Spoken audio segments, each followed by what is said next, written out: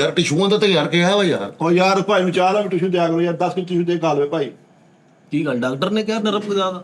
ਉਹ ਬਕਵਾਸ ਕਾ ਤੋਂ ਕਰਨ ਡਿਆ? ਬਕਵਾਸ ਕਿਹੜੀ ਕਰ ਦਿੱਤੀ? ਗੱਲ ਕੀਤੀ ਹੈ ਕਿ ਸਿੰਪਲ। ਭਾਣੇ ਇਹ ਤੂੰ ਕਿੰਨੀ ਕੁ ਵਾਰੀ ਕੋਈ ਨਰਮ ਕੀ ਆ, ਕਿੰਨੀ ਕੁ ਵਾਰੀ ਡਾਕਟਰ ਨੇ ਦੱਸਿਆ ਨਰਮ? ਅੱਛਾ ਉਹ ਬਕਵਾਸ ਕਰਨ ਦਿਆ ਵਾ।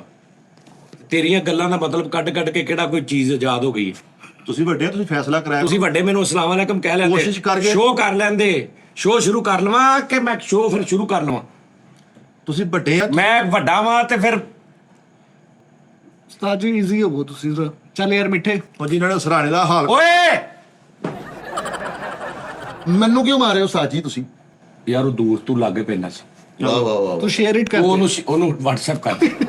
ਡਾਕੂਮੈਂਟ ਬਣਾ ਕੇ। ਚਲੋ ਯਾਰ ਉਸਤਾਦ ਦੇ ਮੁਹਤਰਮ, ਮੈਂ ਕਿੰਨਾ ਕਹਿ ਰਿਹਾ ਵਾਂ ਕਿ ਇਹਨਾਂ ਨੂੰ ਥੋੜੀ ਜਿਹੀ ਤਰਬੀਅਤ ਵੀ ਦਿਆ ਕਰੋ, ਇਹਨਾਂ ਨੂੰ ਦੱਸਿਆ ਵੀ ਕਰੋ। ਇਹ ਇਗਨੋਰ ਕੀਤਾ ਜੀ। ਵਾਹ ਵਾਹ ਵਾਹ ਵਾਹ ਉਸਤਾਦ ਜੀ ਕਰੋ। ਚੱਲ ਉਹ ਭਾਈ, ਉਹ ਹਲੋ, ਤੇਰਾ ਪਿਸਤਾ ਹੁੰਦਿਆ ਵਾ। ਕੀ ਗੱਲ ਹੋ ਗਈ? ਵੀ ਜੇ ਕਿਸਦਾ ਉੜਦੇ ਆ ਵਾ? ਉਹ ਤੂੰ ਤੇਰਾ ਨਾਲ ਕਹਿੰਦਾ ਹੋਟਲ ਆ ਕਿਹੜਾ ਸਾਫਾ ਮਾੜਾ ਨਾਲ ਮਿਲ ਨਹੀਂ ਕਰਨਾ ਵਾ। ਉਹ ਕਿਸੇ ਓਏ। ਬੋਤੀ ਦੇ ਆ ਖੱਚਿਆ ਹੈ ਜੇ ਉਹ ਵੀ ਇਹ ਸਮਝ ਗਏ ਆ। ਹਾਂ ਮੈਂ ਓਕੇ ਆ।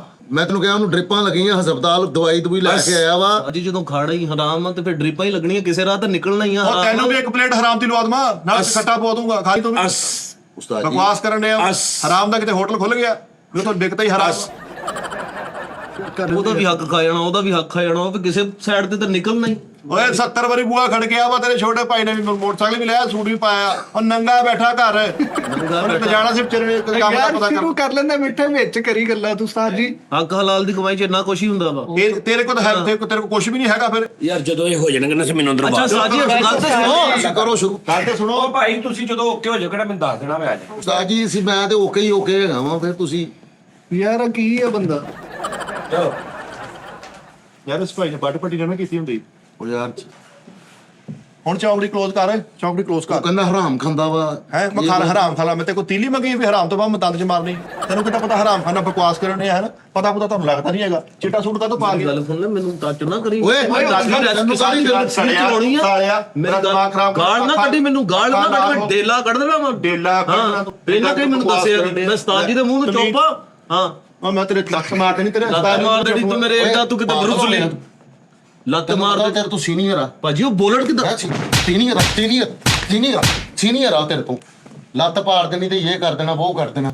ਤੈਨੂੰ ਉੱਧਰ ਮੈਂ senior। ਇਹਨੂੰ ਮੈਂ ਕਿਹਾ ਵੱਡੇ ਭਾਈ ਆ ਉਹ, ਆਪਣੇ ਸਾਰੇ ਉਹ ਤੇਰੇ ਤੋਂ। ਉਹ ਯਾਰ ਖਿਜਾ ਕੇ ਭੇਜਤਾ ਉਸਤਾਦ ਜੀ ਨੂੰ ਯਾਰ, ਕਰਨਾ ਕਰਾਉਣਾ ਨੇ ਕੱਖ ਵੀ ਨਹੀਂ ਹੁੰਦਾ। ਫਿਰ ਲੋਕ ਕਹਿੰਦੇ ਯਾਰ ਵੀ ਅਸੀਂ ਇਹਨਾਂ ਤੋਂ ਚੱਲ ਸੁਣੋ ਯਾਰ, ਫੜ ਕੇ ਉਹਨੂੰ ਅੱਗੇ ਲੈ ਤੂੰ ਚਵਲਾ ਤੁਸੀਂ ਮਾਰਦੇ ਯਾਰ। ਅੱਗੇ ਕਿਤੇ ਬੜਾ ਮੈਨੂੰ ਟ੍ਰੇਨ ਦੇ ਅੱਗੇ ਲਿਆ ਤੂੰ। ਹੈ ਲਓ ਜੀ ਜਰਾ ਤਸੱਲੀ ਨਾਲ ਸੋਚ ਕੇ ਗੱਲ ਦਾ ਲਾਫਟ ਤੁਸੀਂ ਦੇਣਾ ਵਾ, ਤੁਹਾਨੂੰ ਤੁਹਾਡੀ ਮਾਂ ਦੀ ਕਸਮ ਲੱਗੇ।